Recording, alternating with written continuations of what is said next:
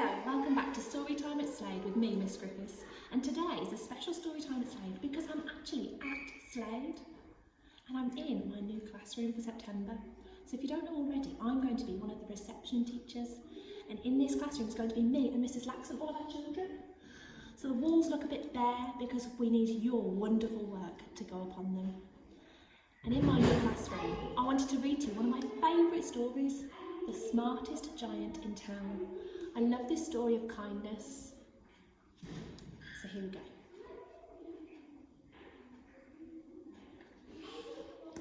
George was a giant, the scruffiest giant in town. He always wore the same pair of old brown sandals and the same old patched up gown. I wish I wasn't the scruffiest giant in town, he said sadly. But one day George noticed a new shop. It was full of smart clothes.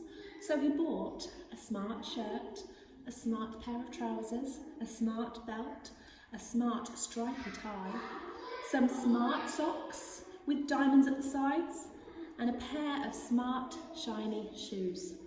Now I'm the smartest giant in town, he said proudly. George left his old clothes behind in the shop. He was about to go home when he heard a small sound. On the pavement stood a giraffe who was sniffing sadly. "What's the matter?" asked George. "It's my neck," said the giraffe. "It's so long and so very cold. I wish I had a long, warm scarf." "Cheer up," said George, and he took off his stripy tie. "It didn't match my socks anyway," he said, as he wound it round and round the giraffe's neck. It made a wonderful scarf. "Thank you," said the giraffe. As George strode towards home, he sang to himself, "My tie is a scarf for a cold giraffe, but look me up and down, I'm the smartest giant in town." George came to a river.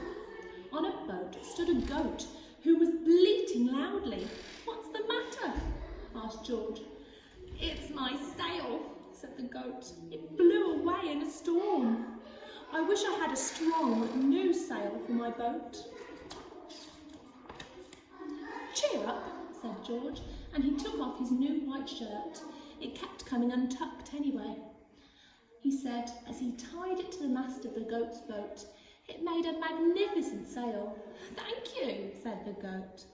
George strode on, singing to himself, "My tie is a scarf for a cold giraffe, my shirt's on a boat, it's a sail for a goat, but look me up and down, I'm the smartest giant in town."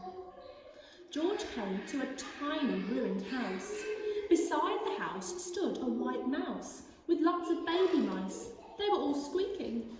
"What's the matter?" asked George. "It's our house," squeaked the mouse. "It burned down and now we have nowhere to live. I wish we had a nice new house." What do you think George might do next? Something else really kind. Let's see. "Cheer up," said George, and he took off one of his shiny shoes. "It was giving me blisters anyway," he said, as the mouse and her baby scrambled inside. The shoe made a perfect home for them. "Thank you," they squeaked. George had to hop along the road now, but he didn't mind. As he hopped, he sang to himself, "My tie is a scarf for a cold giraffe, my shirt's on a boat, it's a sail for a goat, my shoe is a house for a little white mouse, but look me up and down, I'm the smartest giant in town." George came to a campsite. Beside a tent stood a fox who was crying. "What's the matter?" asked George. "It's my sleeping bag," said the fox. "I dropped it in a puddle. I wish I had a warm, dry sleeping bag."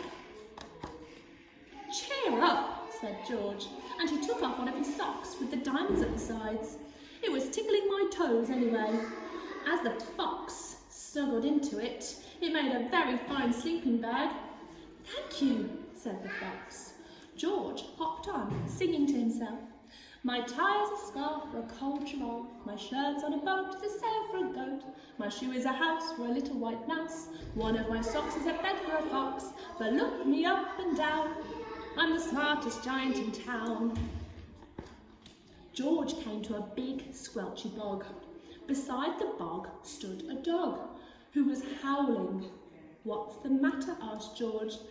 "It's this bog," said the dog. "I need to get across, but I keep getting stuck in the mud. I wish there was a safe, dry path." "Cheer up," said George, and he took off his smart new belt. "It was squishing my tummy anyway," he said, as he laid it down over the bog. "It made an excellent path." "Thank you," said the dog. The wind started to blow, but George didn't mind. He hopped on, singing to himself, "My tie is a scarf for a cold giraffe, my shirt's on a boat as a sail for a goat, my shoe is a house for a little white mouse, one of my socks is a bed for a fox, my belt helped a dog who was crossing a bog, but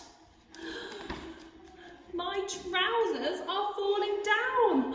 I'm the coldest giant in town." Suddenly, George felt sad and shivery and not at all smart. He stood on one foot and thought, "I'll have to go back to the shop and buy some more clothes," he decided. He turned around and hopped all the way back to the shop.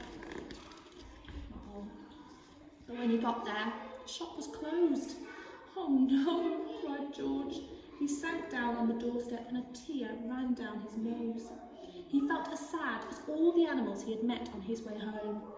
Then out of the corner of his eye, he saw a bag with something familiar poking out of the top. George took a closer look. "My gown!" he yelled. "My dear old gown and sandals!" George put them on and they felt wonderfully comfortable. "I'm the cosiest giant in town," he cried, and he danced back home along the road. Outside his front door stood all of the animals he had helped. They were carrying an enormous present. "Come on, George," they said, "open it." George untied the ribbon. Inside was a beautiful gold paper crown and a card. "Look inside the card, George," said the animals. George put the crown on his head and opened the card, and inside it said, "Your tie is a scarf for a cold giraffe. Your shirt's on a boat as a sail for a goat. Your shoe is a house for a little white mouse. One of your socks is a bed for a fox. Your belt helped a dog who was crossing a bog.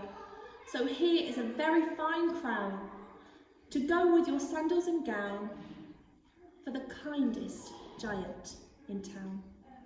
What a lovely story of kindness. And I know in this classroom we're going to have so many lovely kind children in RGF next year, and I can't wait for you to come and fill this room with your kindness and your lovely work and your smiles. I'll see you in September.